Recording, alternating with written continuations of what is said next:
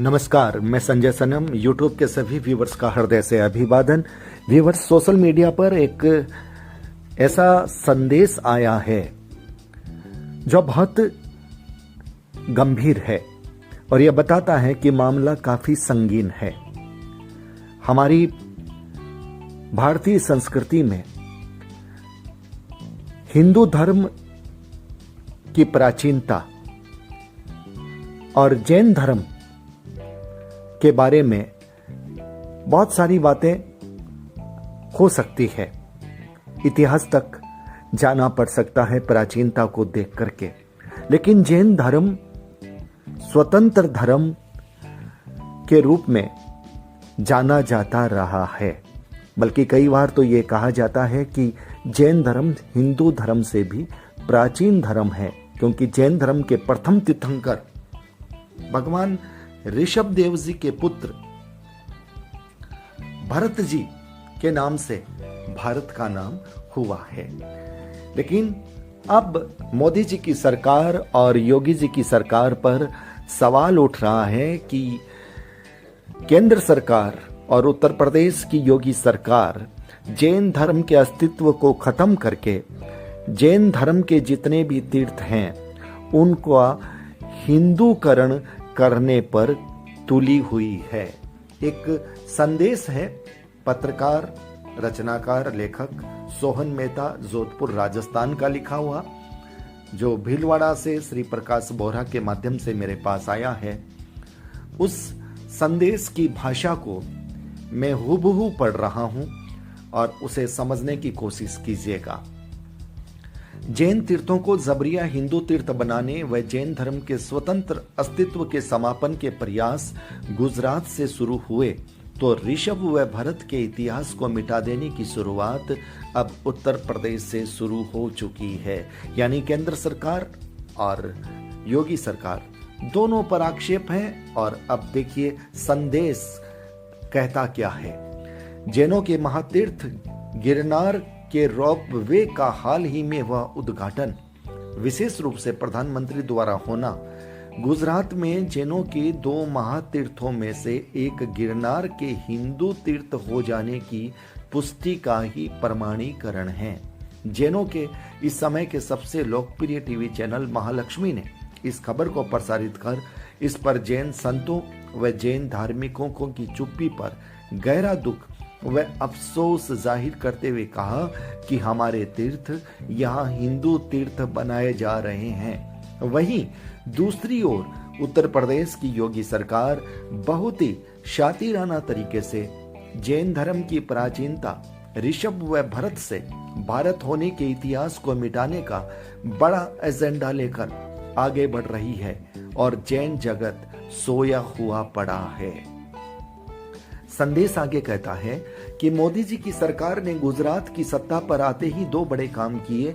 एक, जैन धर्म के स्वतंत्र धर्म के अस्तित्व को खत्म कर उसे हिंदू धर्म का एक संप्रदाय घोषित कराने का बिल लाकर गुजरात विधानसभा में पास करवाया। यानी जैन धर्म को हिंदू धर्म का एक संप्रदाय बताया गया, ये बिल पास करवाया गया। जबकि जैन धर्म के अनुसार जैन धर्म हिंदू धर्म से भी प्राचीन है। दूसरा, गिरनार तथा पालिताना जैसे दोनों महातीर्थों को जबरिया हिंदू तीर्थ बनाने वालों को पिछले दरवाजे से हर सहयोग, समर्थन व संबल दिया और प्रधानमंत्री बनते ही जैनों से बदला जैसी मानसिकता से आजादी के बाद पहली बार मुसलमानों, ईसाइयों, सिख व बौद्धों को महत्वपूर्ण प्रतिनिधित्व देते केवल जैनों को अपने मंत्रिमंडल से बाहर रखते महरूम किया। और फिर 2019 के चुनाव में किसी भी जैन को टिकट नहीं देते संसद के इतिहास में पहली बार जैन प्रतिनिधित्व को ही समाप्त कर जैनों की सरेआम राजनीतिक हत्या कर पूरी कौम को ही बर्बाद कर डाला। अब दूसरी ओर योगी ने जैन धर्म, दर्शन व संस्कृति को मिटाने का मोर्चा खोल दिया है।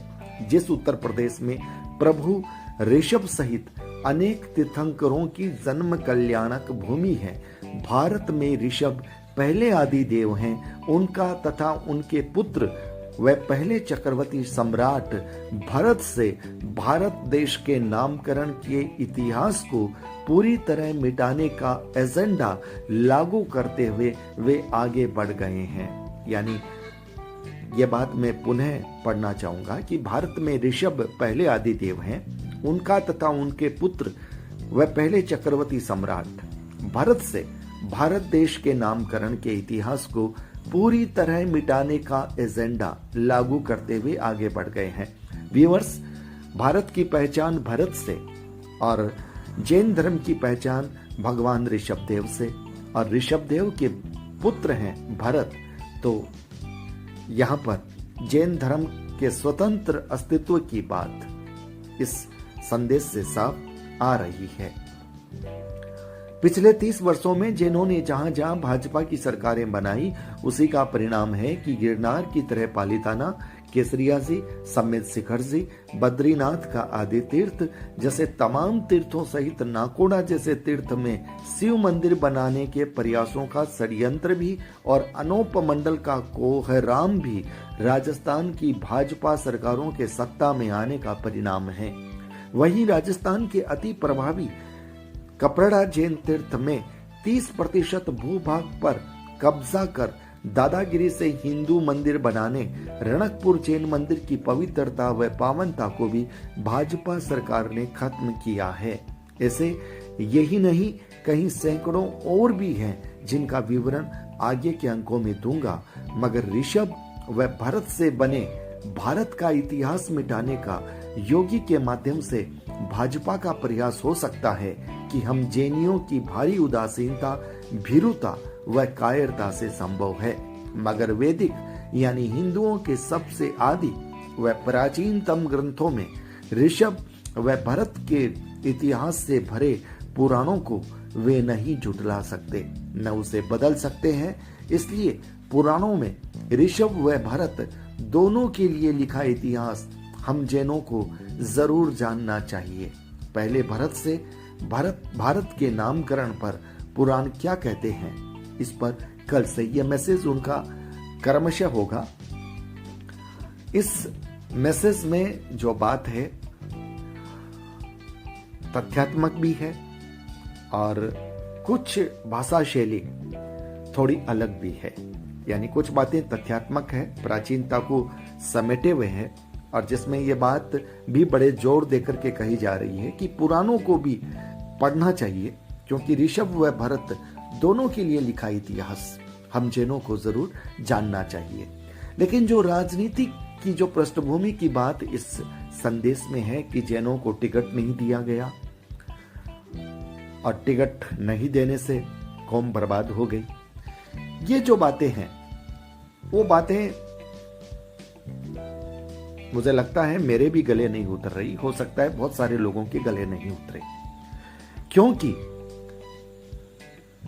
जैन अल्पसंख्यक हैं और अल्पसंख्यक के नाते जैन की कमेटी भी है, लोग काम भी कर रहे हैं। लेकिन लोग काम क्या कर रहे हैं पहले उन लोगों से पूछा जाए। सिर्फ टिकट देने से और प्रतिनिधित्व होने से कौम आबाद नहीं होती। कौम आबाद तब होती है जब जिनको अधिकार दिया जाता है वे लोग काम करते हैं। लेकिन आप उनसे पूछिए जो अल्पसंख्यक के रूप में जिनके पास अधिकार हैं, अध्यक्ष हैं, मंत्री हैं और राष्ट्रीय रूप से जैनों का जो प्रतिनिधित्व कर रहे हैं, उन लोगों ने अधिकार मिलने के बाद में भी अल्पसंख्यक के अधिकार के रूप में जैनों के लिए क्या किया, कितना किया, यह सवाल पहले उनसे होना चाहिए। सिर्फ टिकट देने से, संसद में जाने से, विधायक बनने से ही काम नहीं हो जाता। अधिकार मिलने के बाद काम करना पड़ता है। और कोई भी कौम आबाद तब होती है जब उस कौम का नेतृत्व निष्पक्ष, कर्मठ, नैतिक और ईमानदार लोगों के हाथों में हो।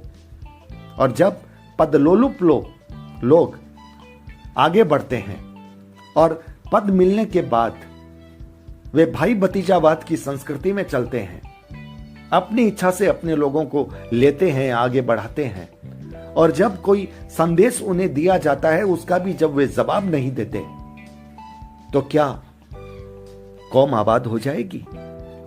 इसलिए इस संदेश में अगर मैं समीक्षा करता हूं, मैं इस मैसेज में जो भी तथ्यात्मक बातें हैं और उन्हें देख करके ही मैंने इसे अपनी आवाज दी है।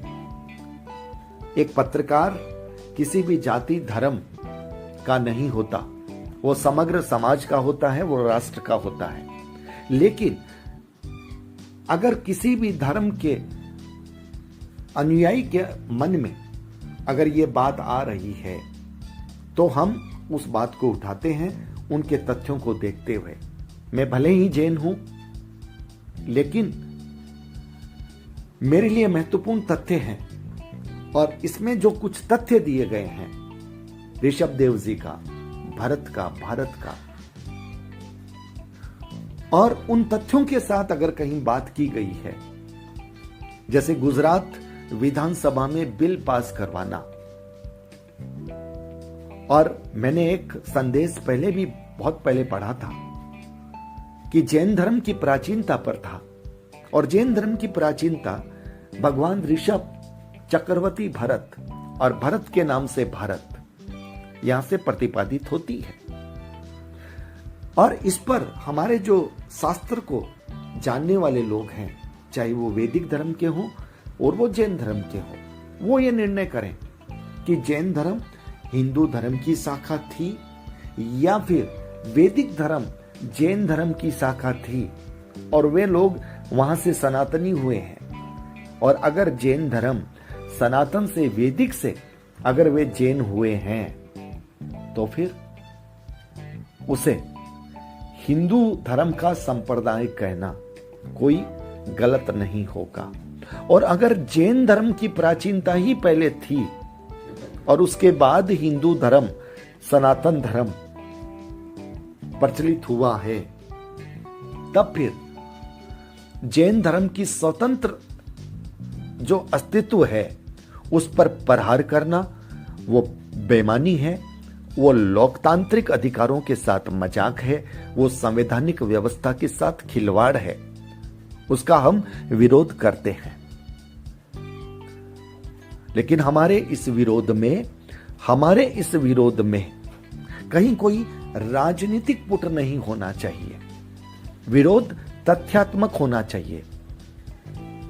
और पुराण कहेंगे, सनातन संस्कृति के, वैदिक धर्म के पुराण वो पुष्टि करेंगे कि प्राचीनता किसकी है, और उसे मानना पड़ेगा, सरकार को मानना पड़ेगा। सरकार नामकरण कुछ भी कर सकती है लेकिन पुराणों को नहीं बदल सकती। पुराण आत्मा है हमारी संस्कृति की, और किसी भी धर्म का कोई भी ग्रंथ है वो उस धर्म की संस्कृति की आत्मा है, जिसका सम्मान इस देश का लोकतंत्र करता है, इस देश का संविधान करता है, और करोड़ों भारतीयों को यह करना ही पड़ेगा। इसलिए इस मैसेज को मैं आप तक पहुंचा रहा हूं, लेकिन मैं ये बिल्कुल नहीं कहता कि इस मैसेज में जो भी तथ्यात्मक दिए गए हैं उसकी मैंने पुष्टि की है। लेकिन मुझे लगा है कुछ बातें तथ्यात्मक है, लेकिन कुछ बातें राजनीति से प्रेरित भी लगी है, इसलिए मैंने अपनी बात भी रखी है। क्योंकि टिकट देने से कौम आबाद नहीं होती, और किसी भी कौम का सांसद विधायक बनने से ही कौम आबाद नहीं होती। अल्पसंख्यक अधिकार के तहत भी जो लोग आगे आए हैं उनमें से कितने लोग काम कर रहे हैं, सबसे पहले जैन समाज को उनसे पूछना चाहिए कि आपने अल्पसंख्यक लोगों के लिए काम क्या किया है। हमारे लिए अल्पसंख्यक जो अधिकार हैं वो कितने जैनियों तक आपने पहुंचाए हैं। कर्नाटक का एक जैन भाई का मैसेज आया था जिसको हॉस्टल के लिए इतनी बड़ी समस्या हो रही थी, और हमने उस मैसेज को आवाज देकर के कुछ लोगों तक पहुंचाया, लेकिन कहीं पर जू नहीं रहेंगी, कहीं पर उसकी कोई प्रतिक्रिया नहीं आई। इसलिए मैं साफ कहना चाहता हूं कि अधिकार उन लोगों को मिलना चाहिए जो लोग ईमानदारी के साथ उस पद की गरिमा और मर्यादा को रखते हुए काम करते हैं। सिर्फ टिकट मिलने से, सिर्फ संसद में जैन सांसद जाने से या विधानसभा में जैन विधायक जाने से जैन का कल्याण नहीं होगा। जैन का कल्याण तब होगा जब वे लोग जाएंगे जो लोग वास्तव में काम करने वाले हैं। सिर्फ पद पर बैठने वाले और अपना नाम का महिमा मंडन करने वाले लोगों से कभी भी किसी कौम का भला नहीं हो सकता। इसलिए जैन समाज को पहले यह भी जानना पड़ेगा और यह भी तय करना पड़ेगा कि हमारा प्रतिनिधित्व कौन कर रहा है और उसने किया क्या है। उसका हिसाब लीजिए साहब। पहले सरकार को कोसने से पहले हमको अपने परिवार में, अपने घर में झांकना होगा। उनसे पूछिए जिन लोगों के हाथ में अधिकार है, वे सरकार के पास जाकर के इन तीर्थों के बारे में क्या कभी आवाज उठा रहे हैं? अल्पसंख्यक अधिकार के तहत भी तीर्थों की सुरक्षा, संरक्षा होती है, तो ये उन लोगों का दायित्व बनता है। उन लोगों ने ये क्यों नहीं किया? ये सवाल पहले उन तक जाना चाहिए। तो व्यूअर्स, ये संदेश आप तक पहुंचा रहा हूं। मैंने अपनी बात भी कही है। मेरे शब्दों से अगर मेरी भावना से, मेरे शब्दों से अगर किसी को तकलीफ हो तो माफी चाहता हूं, लेकिन सच कड़वा होता है। मैं फिर दोहराना चाहता हूं कि विधानसभा में और संसद में जैन जाने से जैनों का कल्याण नहीं होगा। सही व्यक्ति जाने से कल्याण होगा। और सही व्यक्ति अगर विधानसभा में, संसद में नहीं भी जाए, अगर वो अपनी आवाज समाज का नेतृत्व करते हुए उठाता रहेगा, तब भी कल्याण हो जाएगा। बहुत बहुत आभार। नमस्कार।